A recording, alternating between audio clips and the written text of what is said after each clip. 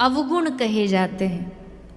अवगुण तो बहुत हैं, इंसान अवगुणों का भंडार है, पर 4 विशेष नाम लिए जाते हैं जब भी अवगुणों की बात आती है।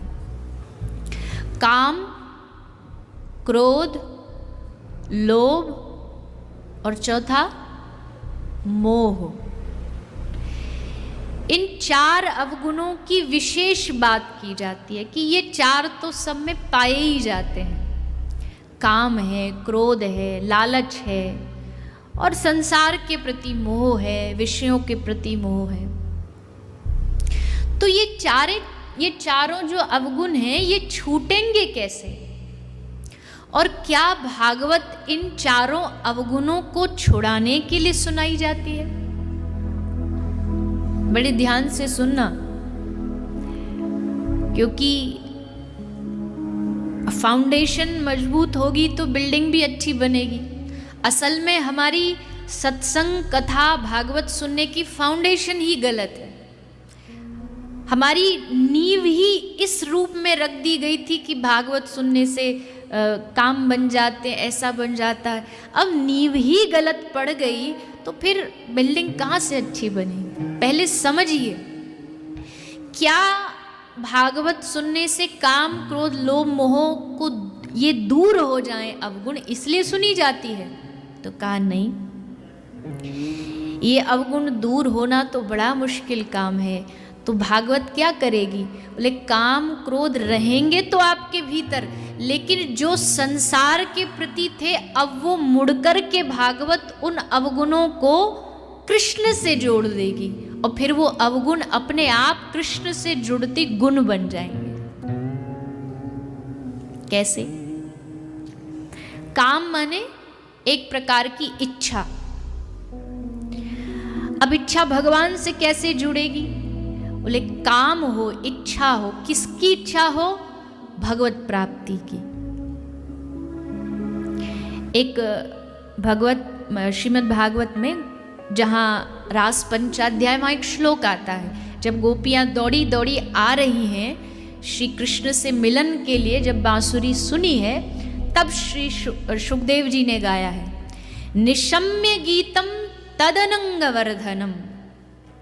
कैसा गीत बजाया है आज कृष्ण ने? अनंग वर्धन करने वाला, काम को बढ़ाने वाला, अनंग वर्धनम। अब यहाँ ये प्रश्न हो सकता है कि कृष्ण की वेणु, कृष्ण की बांसुरी काम बढ़ा सकती है? कभी कामना बढ़ा सकती है? बोले हाँ, काम बढ़ाया, पर कैसा काम? संसारी काम नहीं, कृष्ण दर्शन की इच्छा, उसको बढ़ाया गया है। इसलिए सुखदेव जी ने कहा अनंग वर्धनम, काम को बढ़ाने वाला गीत आज कृष्ण ने गाया है। तो काम माने इच्छा। इच्छा किसकी? प्रियतम के मिलन की।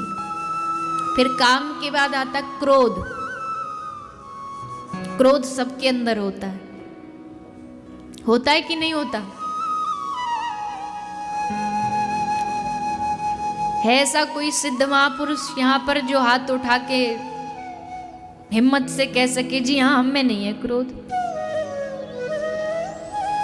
हमने क्रोध को जीत लिया? एक महात्मा जी 40 साल हिमालय की गुफा में तप करके आए और तप क्या, क्रोध पर विजय प्राप्त करी।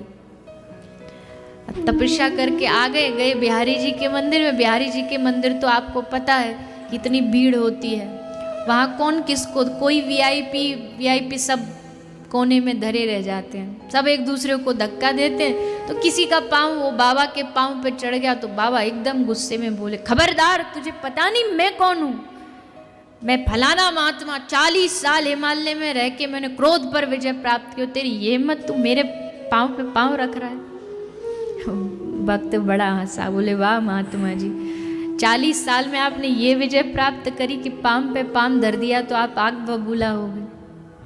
कहना बड़ा आसान है, पर क्रोध पर विजय प्राप्त करना बड़ा मुश्किल कार्य है। तो फिर क्या करें? क्रोध जब भगवान से जुड़ जाएगा तो क्या होगा? बोले फिर संसार पे क्रोध नहीं आएगा, फिर अपने आप पे क्रोध आएगा कि तू कैसे अपना जीवन बर्बाद कर रहा है। हर दिन तू अपने व्यर्थ में गवा रहा है, तूने अब तक भगवान की ओर देखा तक नहीं, फिर अपने आप पे क्रोध आएगा,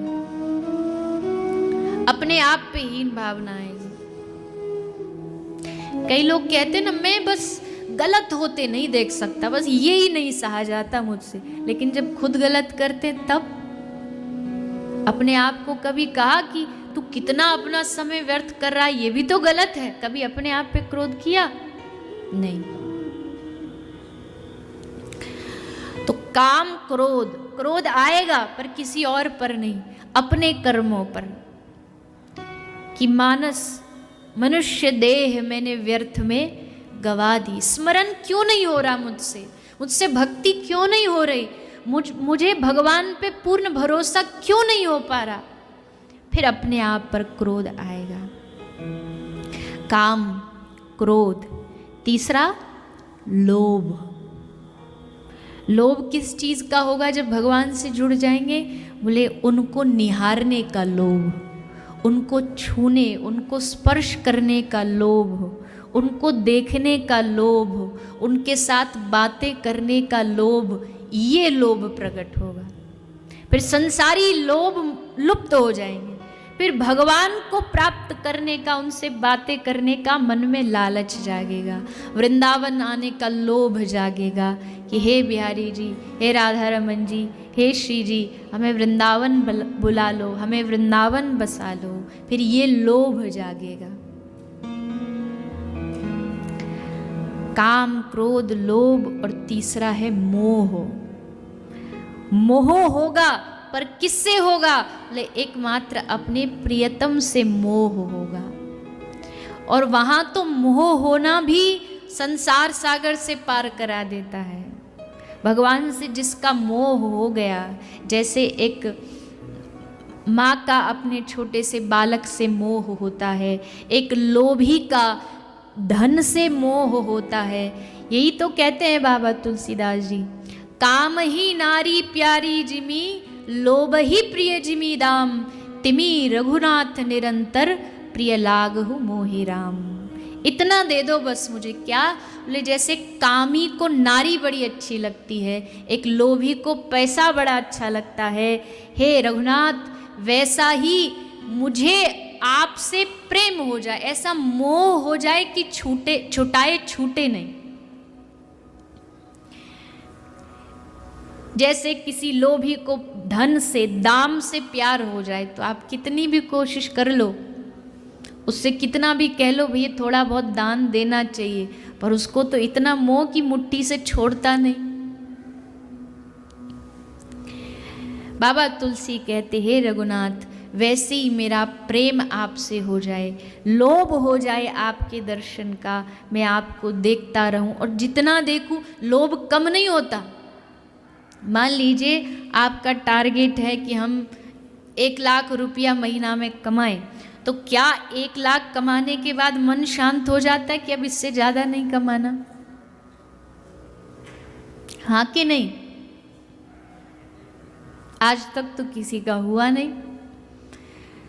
मान लो मेरा नियम है कि मुझे एक दिन में 5,000 रुपये कमाने अपनी दुकान से। सुबह सुबह ही कुछ ग्राहक आ गए, 5,000 रुपये मिल गए, क्या अगले क्षण ताला लगा के घर चले जाते हैं कि बस हो गया 5,000 मिल गए? अजी ऐसे कैसे चले जाएंगे? जितना आए उतना कम है, उतना ही लोभ बढ़ता जाता है, और आए और आए। वैसे ही जो एक बार श्री प्रभु से जिसको प्रेम हो जाए, उसका लोभ कभी कम नहीं होता। कभी लगता है भगवान बातें करे, कभी लगता है भगवान स्पर्श करे, वो देख देख करके ही राजी होता रहता है। ये इतने सारे लोग ब्रज में आते हैं, वृंदावन आते हैं पागलों की भांति, कोई हर सप्ताह आता है, कोई हर महीने आता है। क्यों? क्योंकि श्री ठाकुर जी ने इनको पकड़ लिया है, इनका लोभ ठाकुर जी बढ़ा रहे हैं। और जब एक बार वो आ जाता है, श्री ठाकुर जी उसको एक बार पकड़ लेते हैं, तो फिर उसको संसार की कोई वस्तु प्रिय नहीं लगती। जगत के रंग क्या देखूं, तेरा दीदार काफ़ी है, करूं मैं प्यार किस किस से, तेरा एक प्यार काफ़ी है। फिर उसको दुनिया की कोई मूर्ति, कोई आप जिनको ठाकुर जी से प्रेम है ना, आप दुनिया का उनका कोई अच्छी से अच्छी मूर्ति दिखा दो, लेकिन उनको जिस मूर्ति से प्यार है उसके आगे कुछ अच्छा नहीं लगेगा। एक बार एक राजा ने अपने प्रजा में घोषणा की कि इस प्रजा में जिस जिसके बालक हैं, जिस जिसके बच्चे हैं, और जिन जिनको लगता है कि उनका बच्चा इस प्रजा का सबसे सुंदर बच्चा है, तो वो लेकर के आओ, मैं उसको इनाम दूंगा।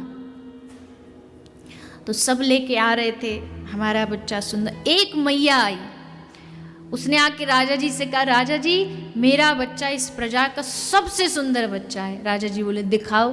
तो जैसे राजा जी ने देखा, एकदम काला कलूटा, टेढ़ी मेढ़ी आँख, मोटी नाक। राजा जी हंसे। राजा जी बोले, अरे मैया तूने अपने ये बेटे को देखा है कैसा दिख रहा है ये? तूने सोचा भी कैसे कि ये प्रजा का सबसे अच्छा बच्चा, सोच भी कैसे आई तेरे मन में? तो उस मैया ने हंस के जवाब दिया, हे राजा जी, अभी आप इसको अपनी दृष्टि से देख रहे हो, जरा मेरी दृष्टि से एक बार देखो तो पूरे राज्य में इससे ज्यादा सुंदर कोई बच्चा नहीं। बात तो दृष्टि की है ना, बात तो तुम्हारे नजरिए की है, और मेरी आंखों से देखोगे तो अपने आप समझ में आ जाएगा कि हाँ ये सबसे दुनिया का सुंदर बच्चा है। ठीक वैसे ही भक्तों की नज़र से देखो, भक्तों की दृष्टि से देखो, तो इस दुनिया में भगवान से अधिक रंगीन और भगवान से अधिक सुंदर और दूसरा कोई वस्तु नहीं है। पर उसके लिए चाहिए वो भक्तों की दृष्टि।